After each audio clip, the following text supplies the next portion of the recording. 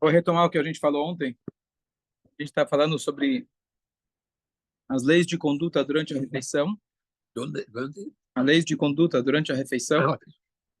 Cuidado que a gente tem que ter com pão, farelos, etc. Então, recapitular o que a gente falou ontem.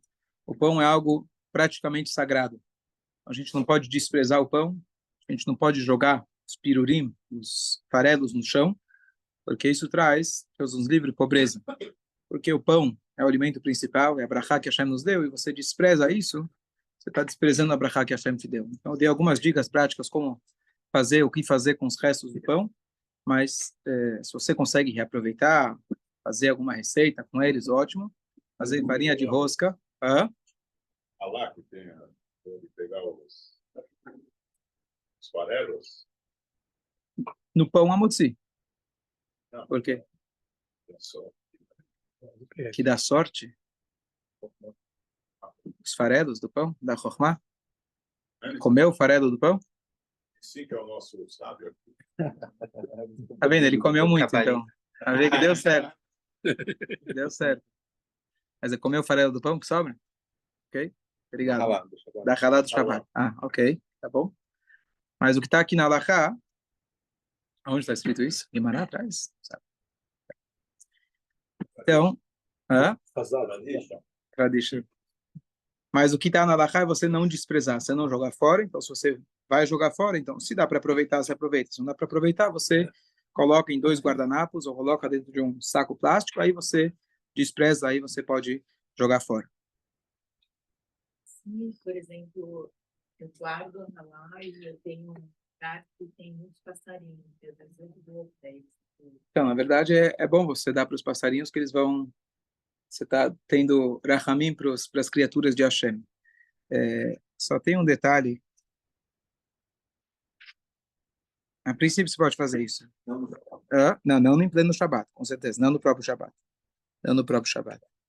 Está escrito, tinha um costume em Shabat Shirah, o Shabat que a gente faz o cântico da travessia do mar. Havia uma prática de você deixar justamente para os passarinhos, para mostrar a nossa misericórdia com os animais.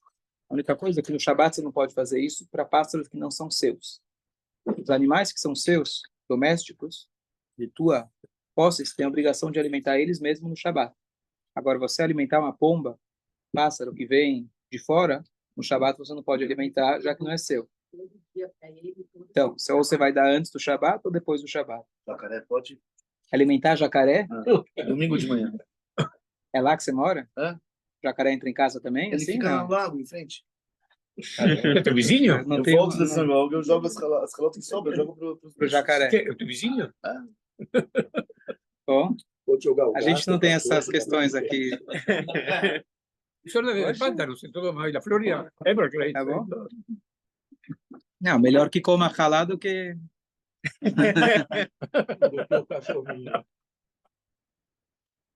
Ok, muito bom. Essa eu não tinha pensado. Mas que não seja no próprio Shabat. Ok.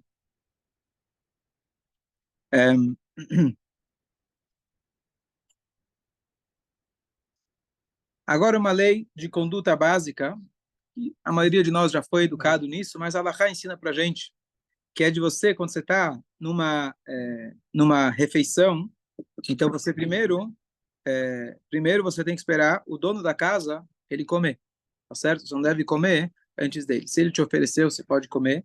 Está escrito que uma sopa que vai esfriar, você também pode comer, que às vezes até ele comer já virou sorvete, mas de maneira geral você tem essa regra de conduta. E mais uma lei, que não sei até que ponto hoje isso se aplica, mas para a gente entender pelo menos o conceito de que você não pode pegar da comida foi dada para você e você dá para o filho do dono da casa.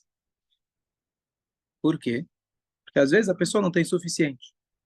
Você vai estar lá dando para o filho, de repente você vai falar, mas tem mais? Acabou.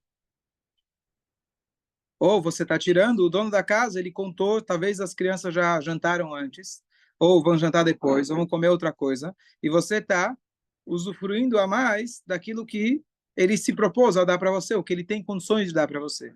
Hoje, Baruch Hashem, a gente vive numa época que nós temos muita fartura, mas pelo menos entender o conceito, se é que existe alguma situação que possa se aplicar tem alguma coisa especial, trouxeram de Israel, dos Estados Unidos, algum molho, algum mandla, que não sei o quê, e você acaba pegando demais, e pode ser que vai acabar. Então, levar isso em consideração, que apesar de você estar dando para o próprio filho do dono da casa, você está consumindo mais do que foi proposto a ser dado para você. Isso pode dar a pessoa, pode acabar ele mesmo ficando com vergonha de não ter o suficiente para poder te dar.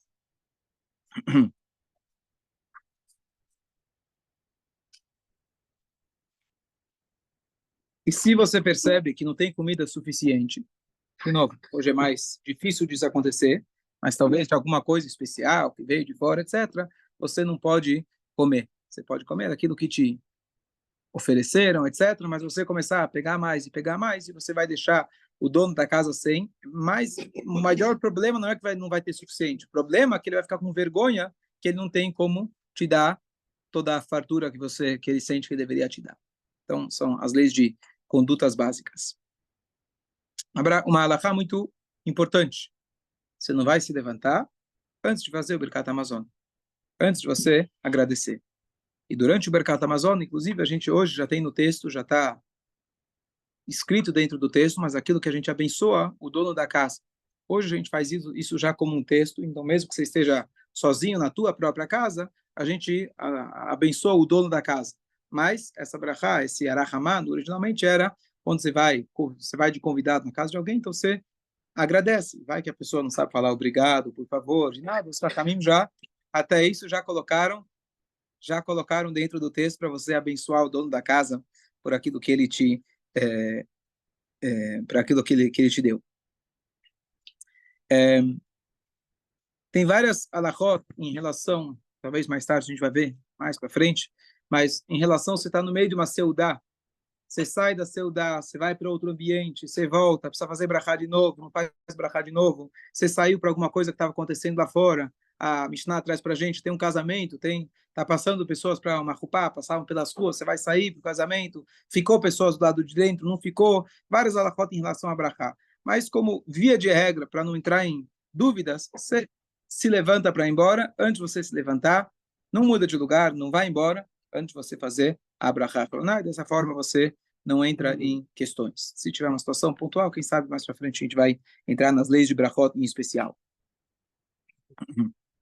Eu falei na aula passada que a gente teve na Parashá, semana passada, que Esav, está escrito que ele vai yochal vayesht, vayokam vayelach.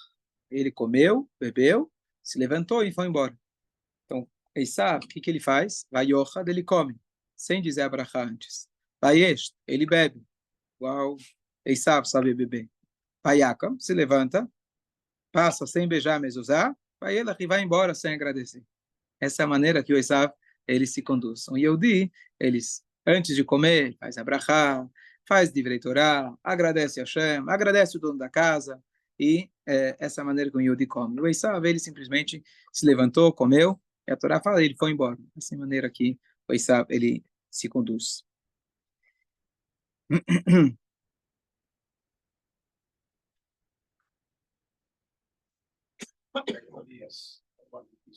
Uma halachá, a gente já falou várias vezes, mas aqui aparece aqui no nosso tema, que se você vai fazer Birkat Hamazon, se você quer começar a seudar num lugar e vai continuar em outro lugar, então você fala, eu vou começar na sinagoga, vai ter um kiddush, e aí eu quero fazer o amotzi, depois eu vou continuar na minha casa. Então, se você quer fazer isso, na hora de você fazer o amotzi aqui, você tem que ter a intenção que você vai continuar comendo em outro lugar. Chega nesse outro lugar, você come mais um pedaço de pão, assim você consegue puxar a brachá, manter uma mesma brachá, da onde você estava até onde você foi. Contanto, no seu lugar muito distante, que passa 72 minutos entre um lugar e outro, que já dá o tempo da digestão, mas caso contrário, você pode começar no lugar, sem problema nenhum, tendo a kavaná na hora do amotzi, para você continuar no outro lugar, e quando você chega no outro lugar, você come mais um pedaço de halá, para você continuar aquela refeição, e aí você faz o Birkat Hamazon no destino final. Já tá tudo incluso. Levou junto, você leva junto. Menos 72 minutos de distância.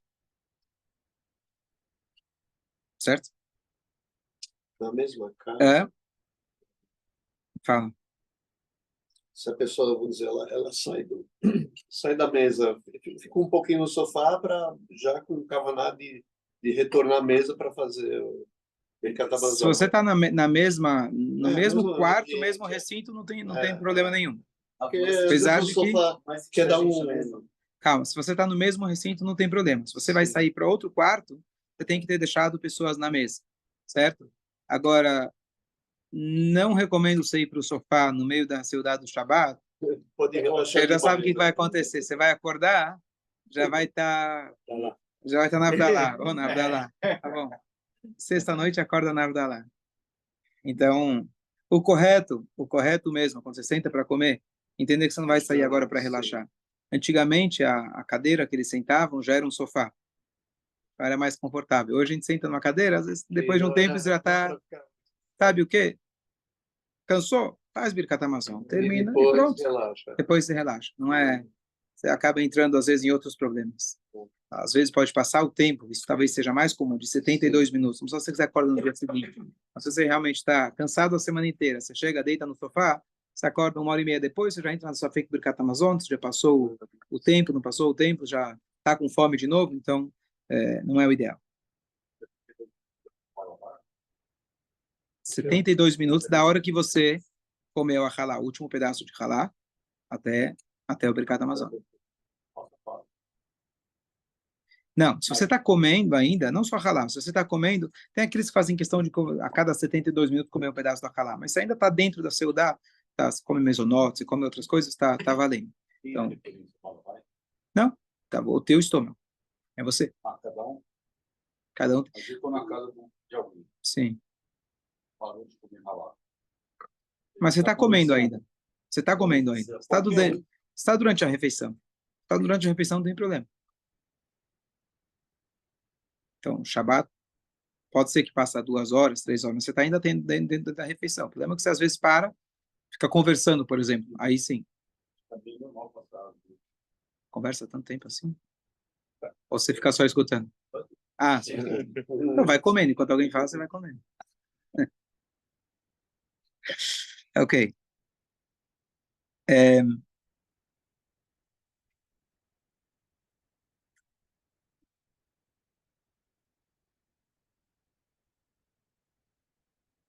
Aqui uma regra, que isso é provável e comum de acontecer. A pessoa fala, vamos fazer Shira Malot. Vamos lá, vamos começar Birkat Hamazon. Aí alguém fala, não, eu ainda quero comer mais. Eu começo a enrolar, começo a conversar. Fala, não, tá, então vou comer mais um pouco. Na hora que você fala, vamos fazer Birkat Hamazon, você já concluiu a tua refeição. Se você concluiu aquele amotzi original que você tinha feito, você acabou de interromper, você concluiu, você terminou. Então, se você quer comer novamente, você precisaria, na verdade, tem vários fekot, várias dúvidas em relação a brachá que você vai fazer novamente ou não. E em beber também tem dúvidas, mas pelo menos uma das maneiras de conciliar, comer não, beber, se precisar, você pode beber ainda. Mas, de maneira geral, você fez, vamos fazer Birkat Hamazon, e agora você já não pode mais comer, não deve mais, inclusive, beber, e aí você faz o teu Birkat Hamazon, e aí se você quer comer depois, aí você faz outra brachá, faz mesonot, e aí, como acontece no Shabbat, as pessoas às vezes querem fazer mais brachot, pelo Shabbat, para alcançar o número mínimo de brachot, que são 100 brachot por dia. No Shabbat a gente tem menos brachot, pela Amidah, etc. Então você, às vezes, deixa para comer a sobremesa depois, aí você vai fazer mais brachot. Mas na hora que você fala, vamos fazer Birkat Hamazon, então aí você deve fazer Birkat Hamazon. Ou a mesma coisa, você não falou, vamos fazer, mas você começou a falar Shira Malot, Al Narod Baved, etc. Você já definiu que já acabou de comer. Dúvidas? Aí para frente só sobremesa mesmo. A partir do momento que demarcou, assim, a pessoa fala... Mas a sobremesa você precisa fazer brachá e de qualquer jeito. Então, independe. Não, estou dizendo, daqui para frente, quando a pessoa já falou, vamos, ou então já começou a tirar maló. Sim, ele concluiu tudo que valia dentro da motzi já entra em dúvida, você já concluiu. Isso funciona para qualquer brachá.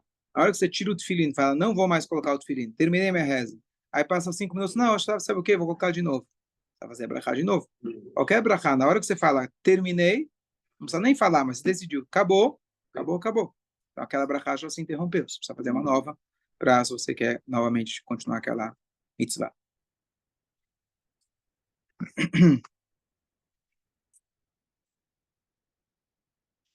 Ok. Maim Achronim. Por que a gente faz o Maim Achronim? Por causa do sal de Sodoma. Então, tem sal de Sodoma hoje em dia?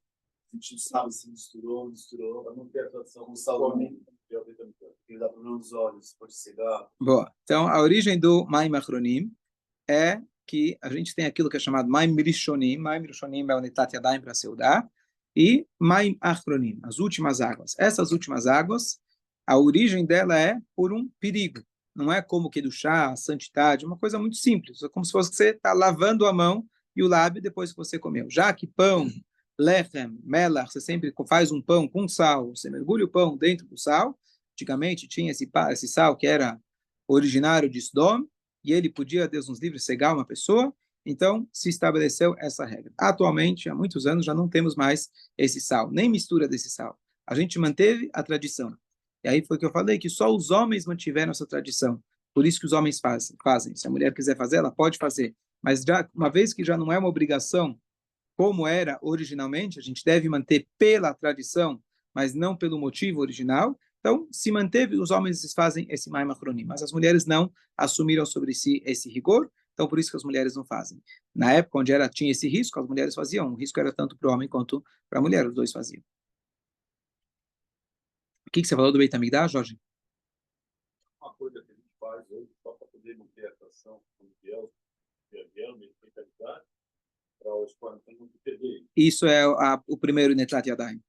O Netlat Yadayim de hoje que a gente faz, a gente não tem o cuidado com a impureza como precisava ter antigamente. O Netlat Yadayim de hoje começou, na verdade, que fazia o Netlat Yadayim para comer truma. Depois, os Rahamim estabeleceram para fazer também para qualquer tipo de pão. E mesmo depois que hoje já não tem mais esse cuidado, ainda assim se estabeleceu essa regra no Netlat Yadayim. E está ligado que quando o Mashiach vai chegar, a gente vai já está pronto e acostumado com isso. Então, cada vez que você faz o Netlat Yadayim, lembra de Mashiach.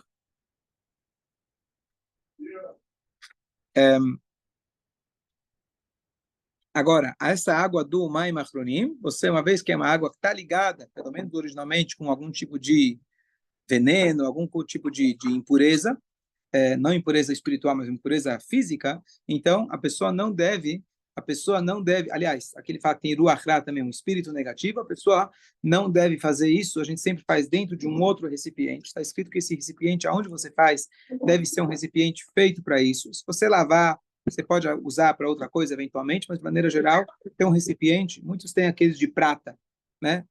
Então, está até escrito que o de baixo não deve ser de prata, ele deve ser uma coisa mais ralé, uma coisa menos... Então, o cara que vende na loja, ele quer te vender porque precisa fazer parnuça.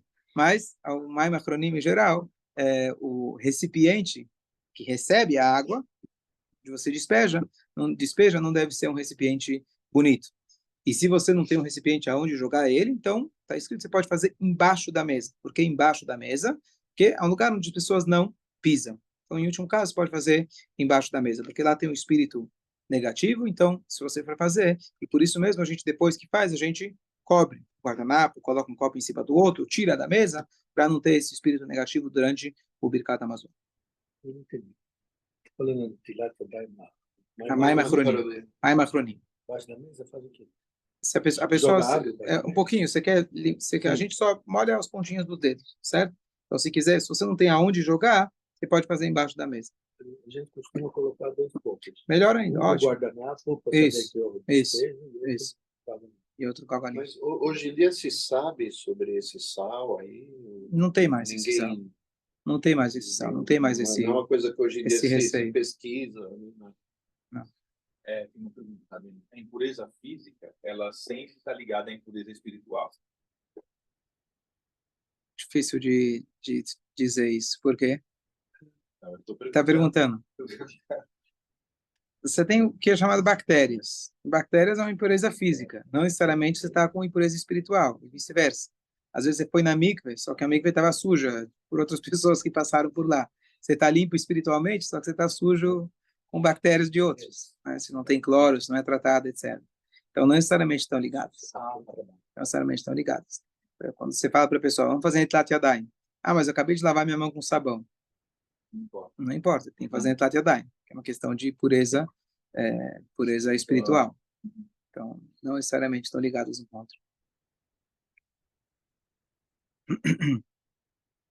Eu comentei ontem, e especialmente quando a pessoa vai fazer o Birkat Hamazon, a pessoa não deve tirar a halá ou a toalha da mesa até depois de fazer o Birkat Hamazon. Você mantém eles em cima da mesa. E no Shabat, se tem um rigor ainda maior, de você deixar a halá em cima da mesa até o final do Shabat.